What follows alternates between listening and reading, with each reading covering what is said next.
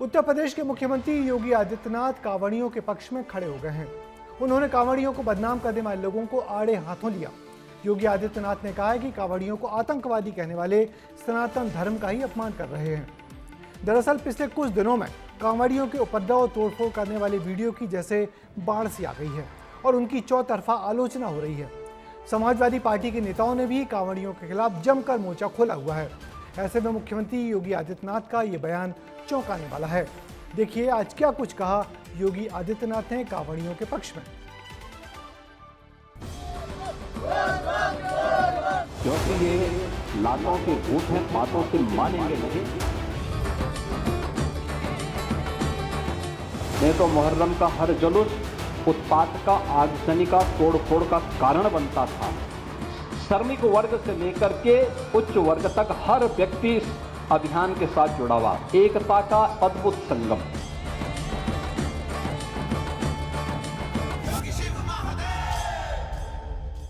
दिल्ली उत्तराखंड से लेकर सड़क के कोने कोने में कांवड़िये चलते दिख रहे हैं।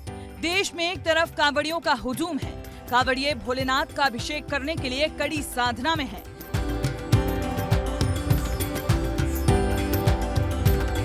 कंधे पर भारी भरकम कांवड़ और उसमें शिव को अर्पित करने के लिए पवित्र जल लेकर पैदल चल रहे हैं, तो दूसरी ओर इसी कांवड़ को लेकर सियासत भी जोरों शोरों से हो रही है।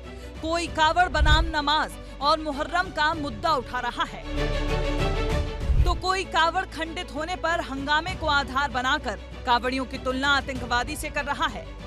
सवाल मुहर्रम के लिए तय नियमों को लेकर भी उठाए जा रहे हैं।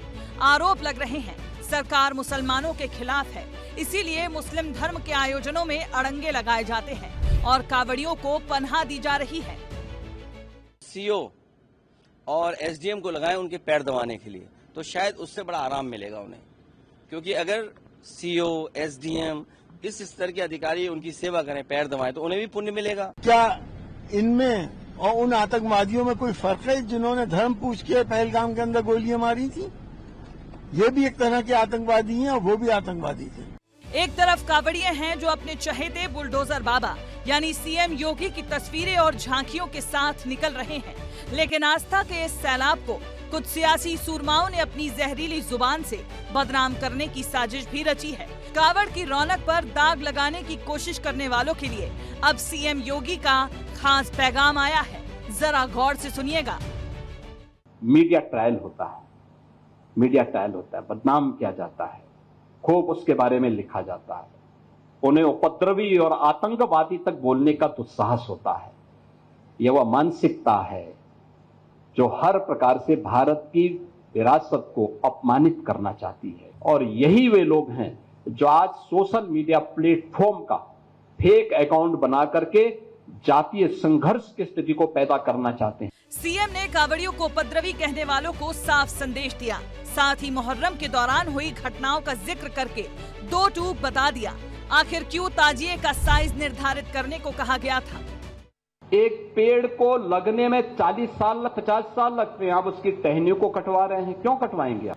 जौनपुर में जबरदस्ती उन्होंने बड़ा ताजिया उठाया और हुआ क्या, वो हाई टेंशन की चपेट में आया, 3 लोग मर गए। बाद में उन्होंने रास्ता जाम किया, तो पुलिस ने कहा क्या करें? मैंने कहा लाठी मार करके बाहर करो इनको, क्योंकि ये लातों के भूत हैं, बातों से मानेंगे नहीं। वाराणसी में एक राष्ट्रीय संगोष्ठी में सीएम योगी ने मंच से सियासी शैतानों को आड़े हाथों लिया। आवाज में गुस्सा था, लेकिन भोले के भक्तों के प्रति सम्मान था। योगी ने गरजते हुए कहा, कांवड़ यात्रा को बदनाम करने की साजिश रची जा रही है। अब बुलडोजर बाबा का यही अवतार देखकर समाजवादी और कांग्रेसियों के भले ही होश उड़े हों, लेकिन ये तस्वीरें और बुलडोजर बाबा की झांकियां बता रही हैं जनता का भरोसा किसके साथ है। ब्यूरो रिपोर्ट, विस्तार न्यूज।